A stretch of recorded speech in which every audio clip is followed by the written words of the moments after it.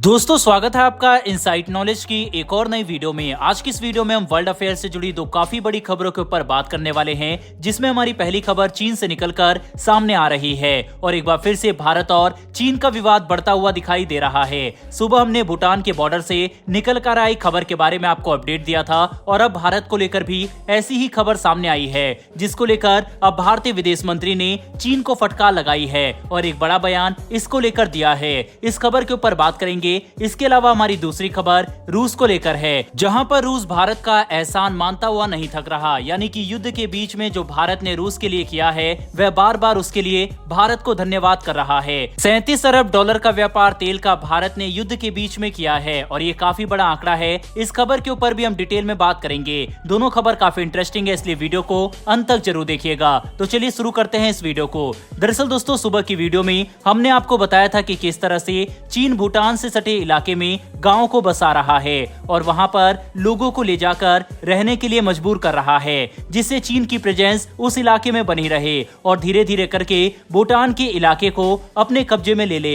बाकायदा सैटेलाइट तस्वीर में इसका खुलासा हुआ है और उसमें साफ साफ ये देखा गया कि किस तरह से चीन उस पूरे इलाके में, जो कि कभी खाली हुआ करता था, अब धीरे धीरे अपनी प्रेजेंस वहां पर बढ़ा रहा है। लेकिन दोस्तों, चौंकाने वाली खबर यह है कि सेम इसी तरह से चीन भारत से सटे इलाके में भी कर रहा है और ये भारत के लिए काफी बड़ी चिंताजनक खबर है। भारत और चीन के बीच में तनाव किस कदर बढ़ चुका है, इसका अंदाजा आप इसी बात से लगा सकते हैं कि खुद भारतीय विदेश मंत्री ने भी चीन से लगातार बिगड़ते संबंधों के बारे में जर्मनी में अपने एक संबोधन के दौरान बात की। भारतीय विदेश मंत्री ने कहा कि चीन के साथ राजनीतिक और सैन्य संबंध लगातार खराब होते जा रहे हैं और इसके पीछे चीन की गंदी चाल और आक्रामक पॉलिसी है। चीन अरुणाचल प्रदेश से सटे इलाके में भी भूटान की तरह ही रोड इंफ्रास्ट्रक्चर और गाँव को बसाने की कोशिश में लगा हुआ है, जिसमें वह काफी हद तक सफल भी हो रहा है। अब दोस्तों, क्योंकि ये भारत की जमीन नहीं है, यानी कि या तो ये विवादित क्षेत्र है या फिर चीन अपने पास के इलाके में ये डेवलपमेंट कर रहा है, लेकिन भारत उसी वजह से उसको रोक नहीं पा रहा। अगर बॉर्डर के पास लगातार इस तरह से इंफ्रास्ट्रक्चर वगैरह डेवलप करेगा चीन, तो ये भारत के ऊपर प्रेशर क्रिएट करेगा, क्योंकि युद्ध की स्थिति में चीन इन इलाकों में अपने इंफ्रास्ट्रक्चर का फायदा उठाते हुए जल्दी अपनी सेना को यहाँ पर ला सकता है।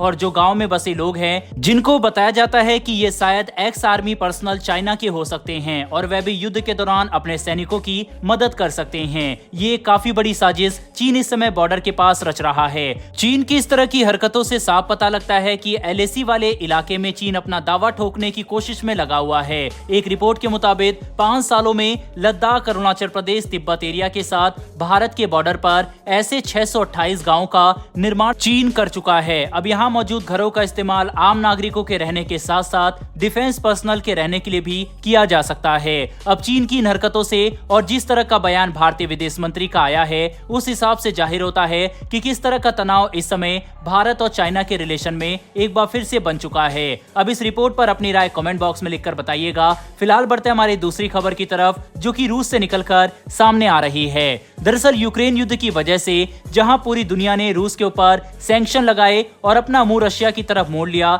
यहां तक कि रशिया के अंदर चल रहे सभी बिजनेस को बंद करके वेस्टर्न कंट्री रशिया छोड़कर चली गई। इन्हीं सब के बीच में एक देश भारत लगातार रशिया के साथ इस मुश्किल समय में खड़ा रहा। भारत ने वेस्टर्न कंट्रीज के तमाम विरोध के बावजूद रूस के साथ अपना व्यापार बंद नहीं किया। इसी को लेकर एक वेस्टर्न थिंक टैंक ने यह दावा किया है कि भारत ने रूस से तेल खरीदकर रूस के खजाने में तकरीबन 37 अरब डॉलर डाले हैं। अब अगर ये आंकड़े सही हैं, तो ये काफी बड़ा अमाउंट है, जिसे सुनकर अमेरिका और वेस्टर्न कंट्रीज की प्रतिक्रिया देखना इंटरेस्टिंग होगा।